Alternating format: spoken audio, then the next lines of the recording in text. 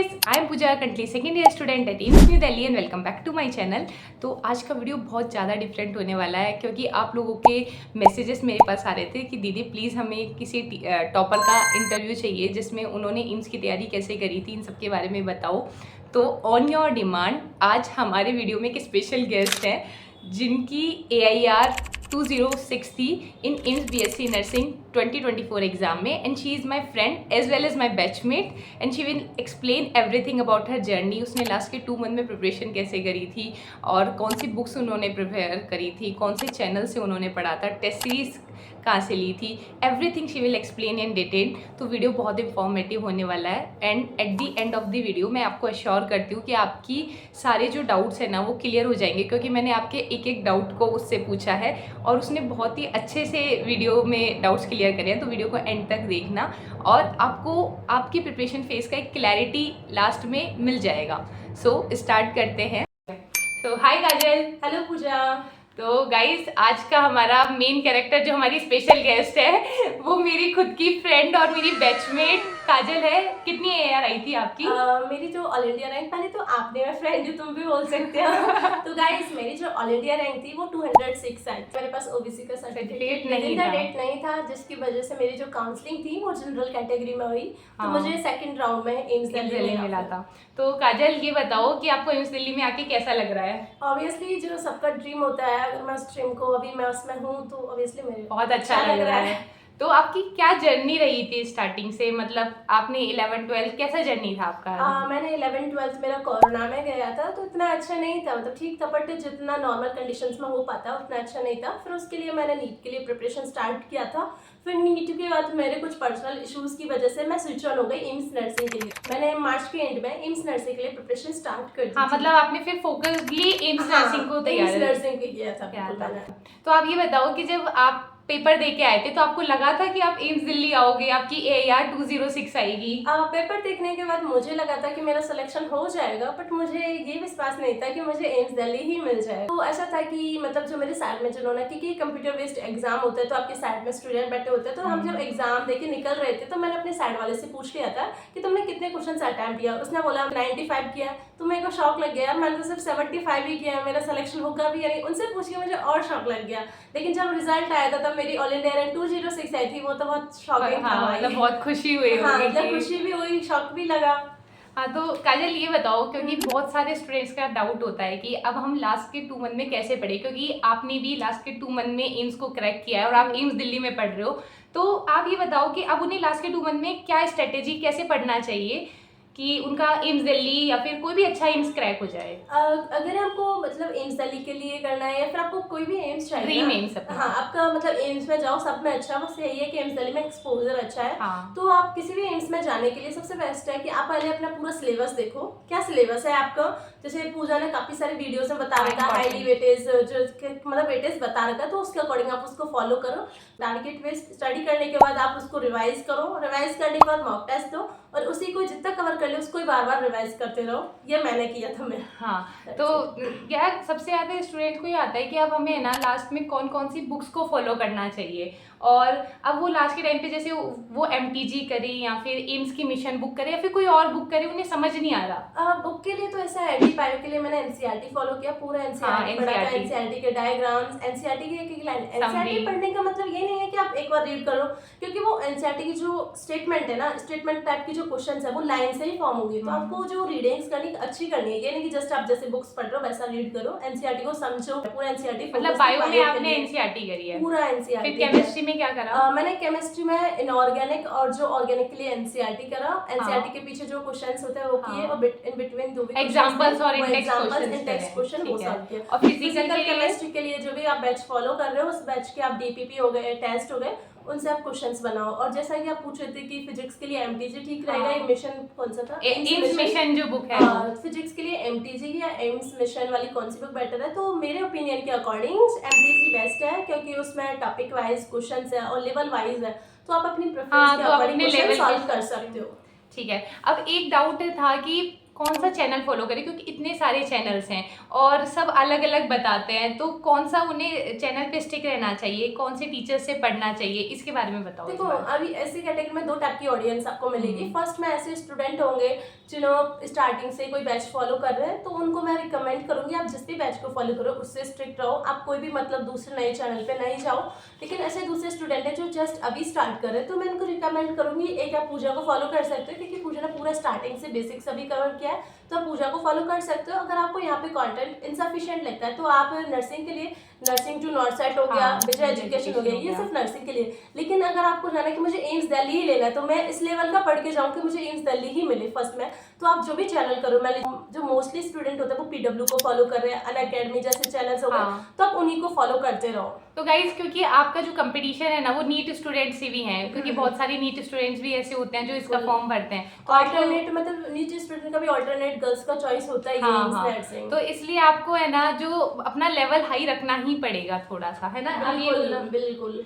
तो अब अभी बताओ कि लास्ट के 2 मंथ में आपका क्या टाइम टेबल रहा और क्या डिमोटिवेशन फील होता था, क्वेश्चंस नहीं बनते थे तो ऐसा लगता था कि क्या पता सिलेक्शन होगा नहीं होगा? डिमोटिवेशन फील होना मतलब 2 मंथ के अंदर तो मुझे बिल्कुल नहीं हुआ था, क्योंकि मेरे पास डिमोटिवेट होने के लिए टाइम ही नहीं था। मुझे ऐसा था कि मुझे एग्जाम करना है, मुझे अपना ईयर वेस्ट नहीं करना है, तो मैंने बिल्कुल मतलब पूरा अपना जो टाइम था ये यूटिलाइज करने में निकालती थी कि मुझे आज ये करना है, कल ये करना है, जो मेरी टू डू लिस्ट है वो कंप्लीट हो पा रही है नहीं हो पा रही है, मतलब अपने टारगेट्स को कंप्लीट मैं अपने टारगेट्स कंप्लीट करने पे ज्यादा ध्यान दे रही थी, बाकी वो होना नहीं होना वो मेरे हाथ में नहीं। मेरे बात रही टाइम टेबल की, तो मैं पूरे दिन में मतलब मैंने कभी अपने आवर्स काउंट नहीं किए 2 मंथ के अंदर, बस मैंने अपना जितना सिलेबस होता मैं ये टू डू लिस्ट बनाई। टू डू लिस्ट में देखती थी आज इतने चैप्टर्स मुझे कंप्लीट, इतने लेक्चर्स लेने, जो मेरे रिमेनिंग सिलेबस है और जो मैंने कर लिया उसका इतना रिविजन करना है और इतनी क्वेश्चन प्रैक्टिस करनी है, तो मैं वो पूरा अपने टू डू लिस्ट का 60 to 70% मैं अपना एक दिन में कवर कर पाती थी, और इससे मुझे किक मिलता था कि नेक्स्ट मुझे और भी बेस्ट करना। आप कितने घंटे पढ़ते थे और आपको क्या डिमोटिवेशन ऐसे फील होता था? देखो घंटे पहले बात करते हैं डिमोटिवेशन की, क्योंकि अभी 2 मंथ बच्चे हैं तो जो स्टूडेंट होते हैं उनको डिमोटिवेशन होना ऑब्वियस है आप लोगों को, लेकिन मुझे ऐसा था कि मुझे क्रैक करना है मेरे पास। अगर मैंने डिमोटिवेशन में टाइम वेस्ट कर दिया तो फिर मेरी जगह कोई और मतलब सेलेक्ट हो जाएगा।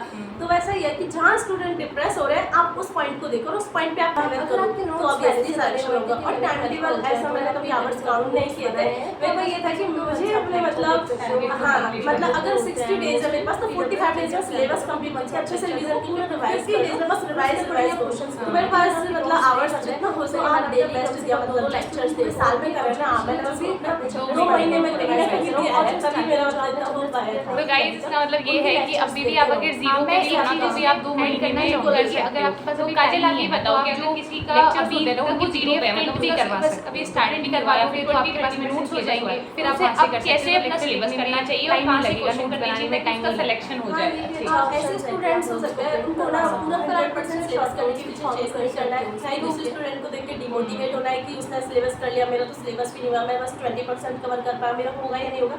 ये जो फालतू के जो वर्ड्स आ रहे हैं उनमें सोचना ही नहीं है।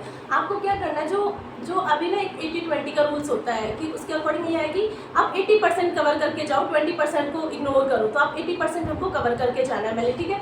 तो जो भी हाईली वेटेड टॉपिक है, जैसा मैं बता रही हूँ बार-बार कि पूजा दी ने सारी प्लेलिस्ट बना के रखी है यार, पूजा ने सारा इंपॉर्टेंट, मेरी बैचमेट में तो पूजा ने मेरी फ्रेंड है, पूजा ने पूरा प्लेलिस्ट बना रखा है। गाइस जैसे प्रमोशनल वीडियो मत समझना, मैंने भी खुद ने एक्सपीरियंस किया है इसको, मतलब देखा है जो उसने कंटेंट बनाया है, तो आप पूजा के सारे वीडियोस देख लो, आपको मतलब टॉपिक बेटर हां मैंने उसमें इंपॉर्टेंट टॉपिक्स बता रखे हैं। पेट एग्जाम का सिलेबस जानो, पैटर्न जानो, डेली रिवीजन करो और जितना भी पढ़ लिया उसका टेस्ट दो, और इसी को कंसिस्टेंटली करते मतलब कंसिस्टेंसी के थ्रू ये करते रहो, ऑटोमेटिकली आपका अच्छा स्कोर होगा ही।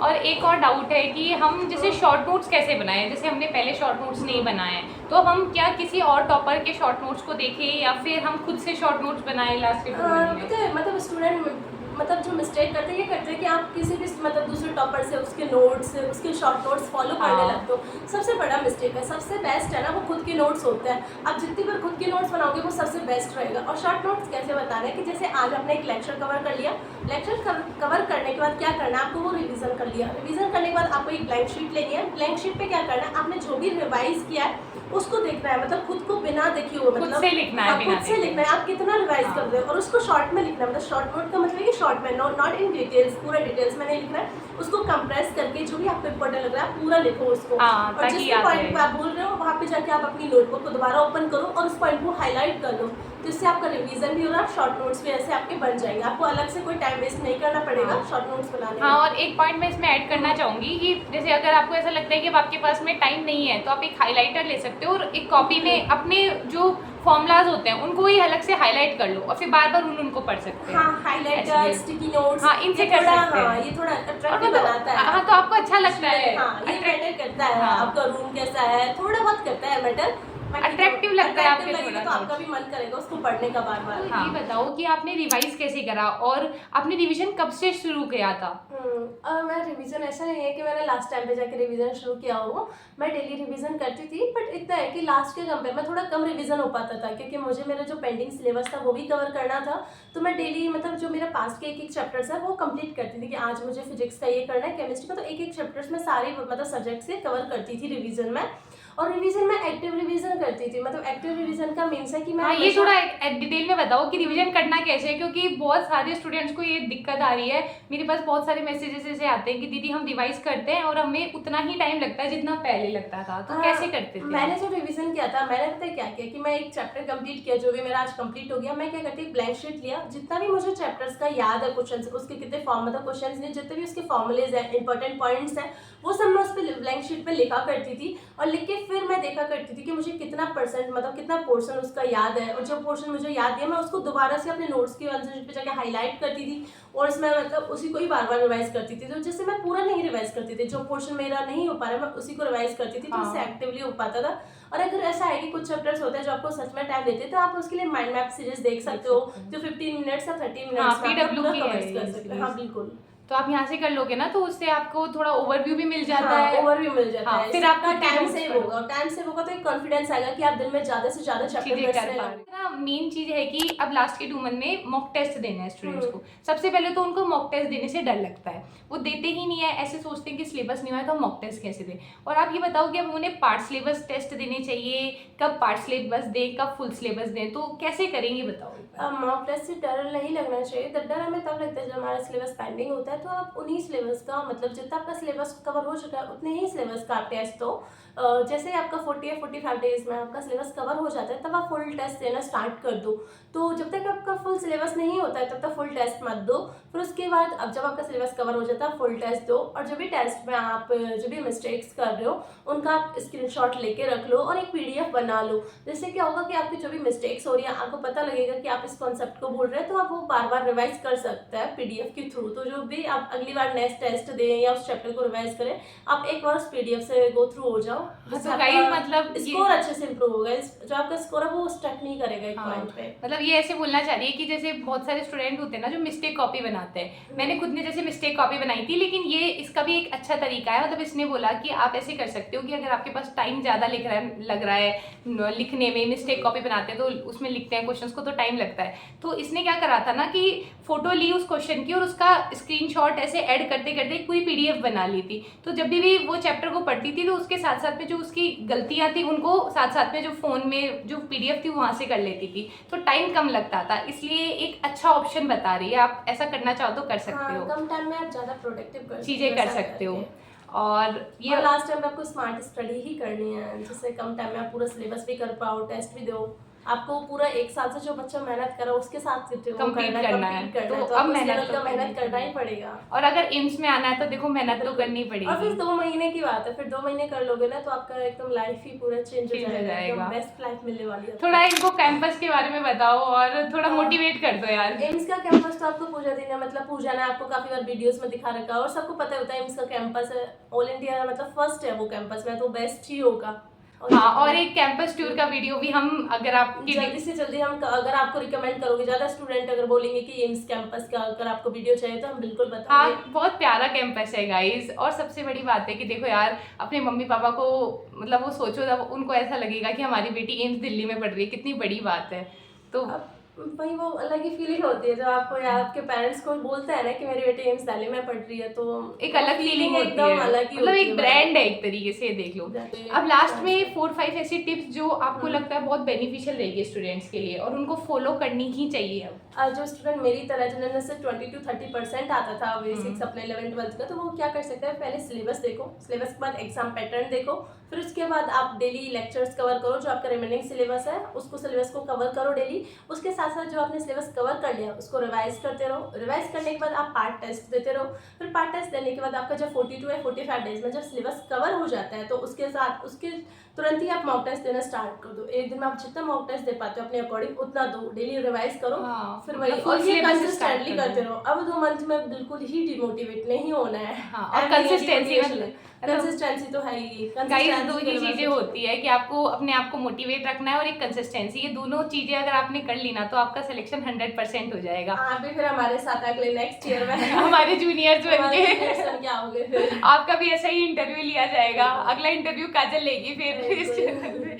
और कोई भी डाउट हो आपका तो आप कमेंट सेक्शन में पूछ लेना, काजल पर्सनली रिप्लाई करेगी मेरी आईडी से। हाँ, अगर आपको कोई भी डाउट है किसी भी, अगर आप यूट्यूब पे नहीं तो पूजा के जो टेलीग्राम का लिंक है वो नीचे है, तो आप उसको ज्वाइन, हाँ डिस्क्रिप्शन बॉक्स में है, तो आप उसे ज्वाइन कर लो।